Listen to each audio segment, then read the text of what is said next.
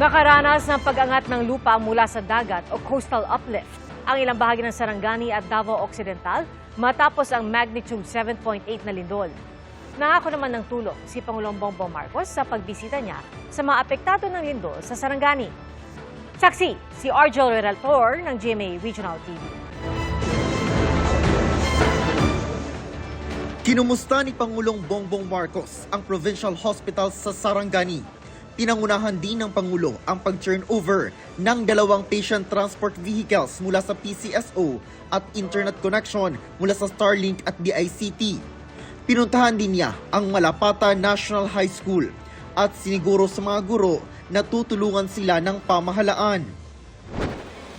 Bumisita rin ang Pangulo sa General Santos City kung saan balik normal na ang operasyon ng Dr. George P. Royca Hospital. Nakipagpulong din ang Pangulo sa iba't ibang LGU para alamin ang estado ng mga apektado ng lindol. Siniguro ng Pangulo ang tulong ng national government sa mga apektadong LGU.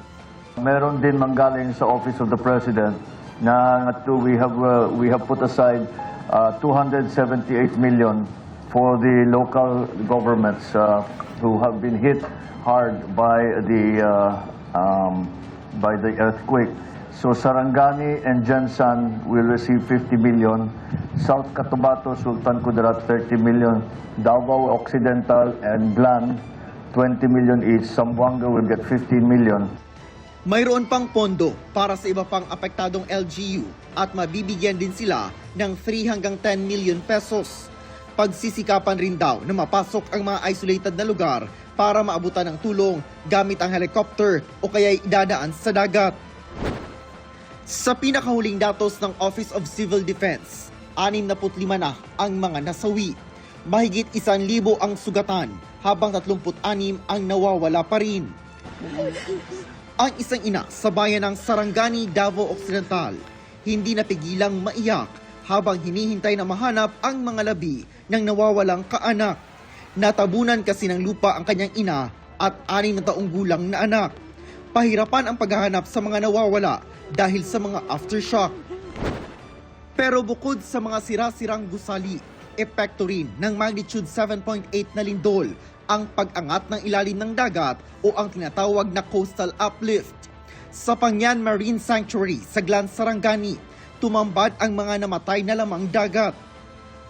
2 metro ang iniangat ng seabed nito at lumawak din ng 200 metro ang dalampasigan batay sa aerial survey at ground validation.